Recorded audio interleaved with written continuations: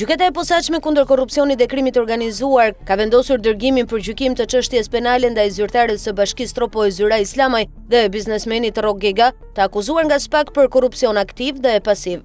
Sipas njoftimit zyrtar të prokurorisë së posaçme, më 29 shtator 2025, SPAK depozitoi në gjykat kërkesën për dërgimin në gjyq të çështjes numër 15 fraksion 2026. Gega akuzohet për veprën penale korrupsion aktiv i personave që ushtrojnë funksione publike, ndërsa Islamaj për korrupsion pasiv i personave që ushtrojnë funksione publike.